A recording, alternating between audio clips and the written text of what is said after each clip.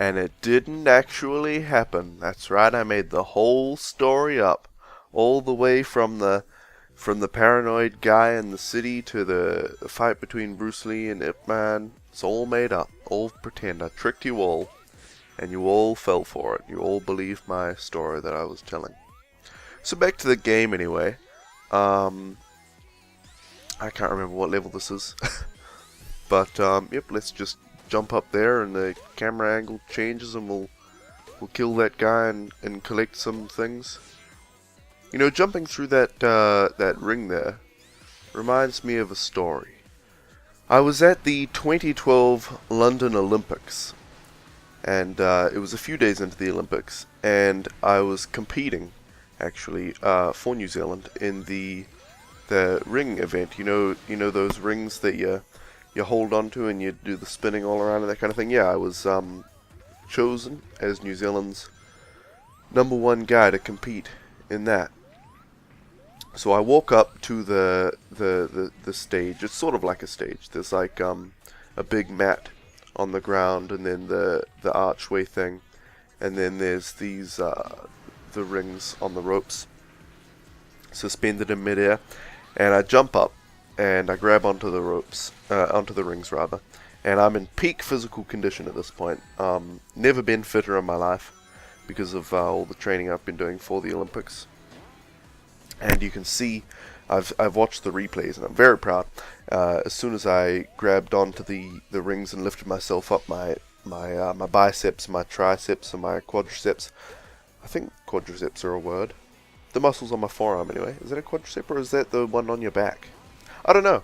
But all my muscles were all, you know, like bulging, not in a gross way, but in just an impressive way. And so I'm on the rings and I start doing my routine, because you've got to have a routine for this event. It's not like pole vault and stuff where you just do the event. You've got to actually have a routine that you do on the rings. It's sort of like dancing and stuff, except it's more of a show of physical strength and everything. So I lift myself up on the rings like all the way up, and then I drop down and I spin around and do all these flips and lifting my legs up and all that kind of stuff.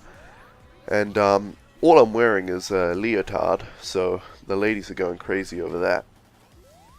And I feel like I've aced it. Like I finished my routine, and I'm pretty sure I've never done it better. So I'm very proud. And I get off the rings, I jump onto the ground, and the crowd's just cheering. They're all just clapping and whistling and all that, and I go over to my coach, and he gives me a hug, and you know, he pats me on the back and hands my cell phone, because my mum's just called me, and she's like, "Oh my God, I just watched you on TV. You were so amazing at doing the ring thing. I've never been so proud of you or anybody. I'm just so impressed and amazed."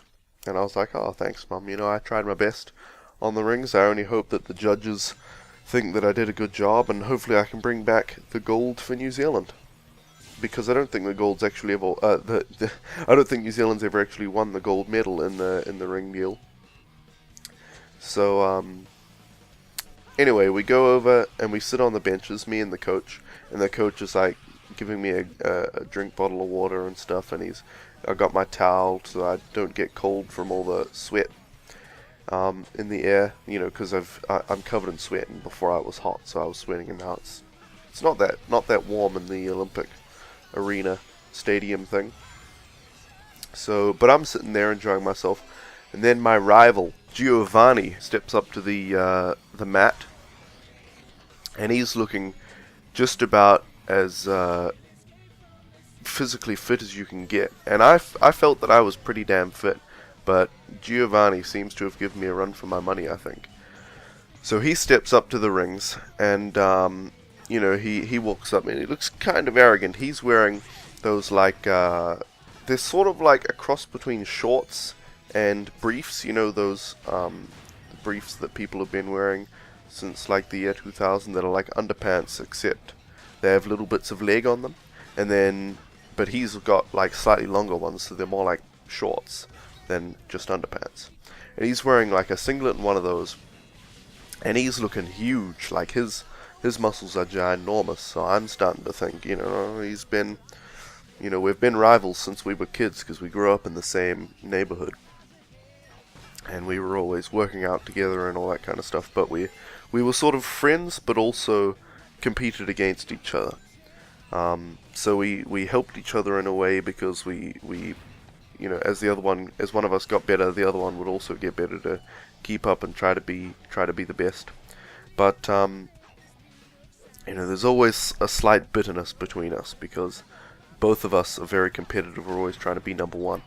And so he's competing for the country that he immigrated to, which was Italy, which is where he got his name, Giovanni. His name wasn't Giovanni as a kid because he's actually a Maori, just like me, a native Maori. Maori are the native people of New Zealand, by the way. They're like the African Americans of America, obviously.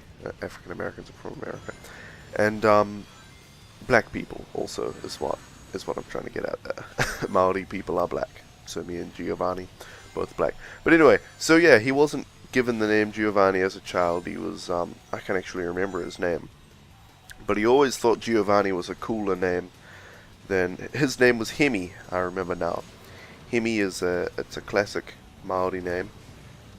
And he never liked it. Never liked it one bit. Always wanted to be named Giovanni, and he moaned to his parents. But anyway, so he got older and he moved to Italy and he changed his name to Giovanni and yeah. So he was doing his routine on the rings, and it was just fantastic. Like, I mean, I don't really like the guy because we're rivals, so it's like, you know, and we're competing against each other. But I have to admit, his routine was fantastic, and I was a little bit blown away. And all I could hope for was that the judges thought my routine was better, and I wasn't sure whose routine was going to be considered the best. And so he finishes his routine, and his coach is patting him on the back and giving him his Powerade and all that kind of stuff because he's got sponsored by Powerade. And the crowd's cheering for him, and I can see his girlfriend walks up and gives him a kiss and a hug and whispers sweet nothings into his ear. And then we sit there, you know, where our benches are quite close to each other, where I'm sitting with my coach and my friends, and he's sitting over there